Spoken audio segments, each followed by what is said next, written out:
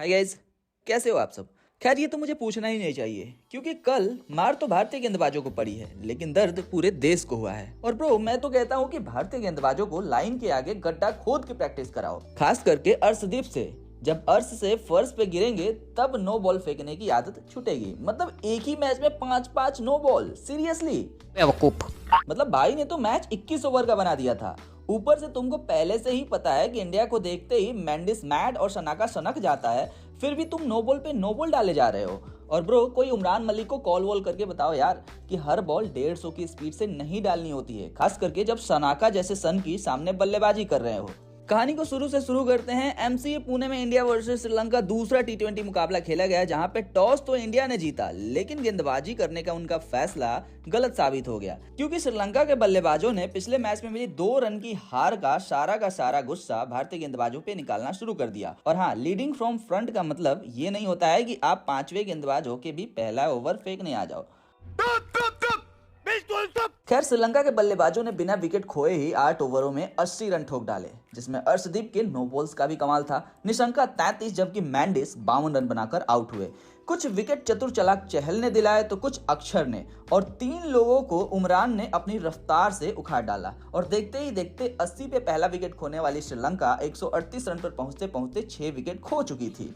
सब उमरान मलिक की तारीफ करना शुरू ही किए थे, इंडिया वापसी करना शुरू ही कर रही थी कि सनाका एक बार फिर से सनक गया और दसुन के धनुष से निकले तीरों का जवाब 3 विकेट ले चुके उमरान के पास भी नहीं था। और सनाका ने उमरान के भी एक ही ओवर में 20 रन कूट डाले। हालांकि उमरान मलिक अपने अर्धशतक से 2 रन दूर रह गए, लेकिन 19वें ओवर में अर्शदीप ने नो बॉल पे नो बॉल डालकर सनाका का 20 गेंदों में ही अर्धशतक पूरा करवा दिया। तेरा तो गेम बचाना। साथ ही साथ श्रीलंका ने 21 ओवरों में 20 ओवरों में 206 रन का टोटल खड़ा कर दिया। लक्ष्य बड़ा था और श्रीलंका आज तक कभी भी 200 डिफेंड करते हुए हारी नहीं थी।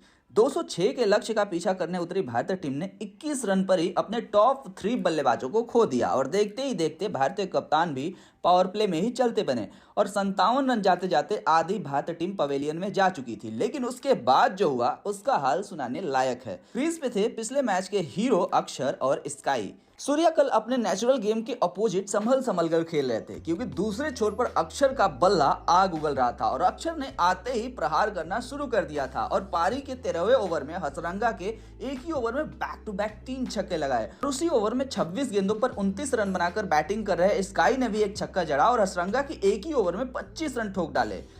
और 26 गेंदों पर 29 रन बनाने वाले सूर्या ने 33 गेंदों में 50 रन ठोक डाले।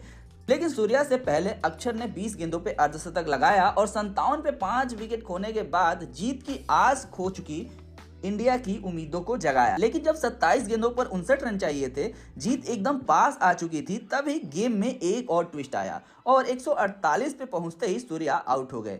6वें विकेट के लिए अक्षर और सूर्या के बीच 91 रनों की ये साझेदारी टी20 में इंडिया की तरफ से सबसे बड़ी साझेदारी थी। स्काई के जाने के बाद अक्षर का साथ देने आए शिवम मावी। इक्वेशन था 18 गेंदों पर 50 रन। लग रहा था श्रीलंका आसानी से जीत जाएगी, लेकिन शिवम मावी ने पारी के 18वें ओवर में 17 रन ठोक डाले और इक्वेशन को 12 पे 33 कर दिया। लेकिन अगले ओवर में सिर्फ 12 रन आए जब आखिरी ओवर में 21 रन चाहिए था, जो कि नेक्स्ट टू इम्पॉसिबल था और हुआ भी। तभी आखिरी ओवर में अक्षर 31 गेंदों पर 65 रन बनाकर आउट हो गए और इंडिया 16 रन से मैच हार गई। और इंडिया हारी इसलिए क्योंकि 7 नो बॉल्स फेंक कर इंडिया ने श्रीलंका को 21 ओवर खेलने का मौका दे दिया और खुद 20 ओवरों की बैटिंग की। खैर हम हार जरूर गए लेकिन लड़कर हारे और हमारी युवा ब्रिगेड ने यह दिखा दिया कि इस अनप्रेडिक्टेड टी20 गेम्स में इन जैसे युवा जोश की ही जरूरत है। So guys, this is it for the day. आपको सनाका, मैंडिस, अक्षर और स्काई में से किसका अर्धशतक सबसे अच्छा लगा, आप हमें कमेंट करके जरूर बताइएगा। चलो बाय, जल्दी मिलते हैं।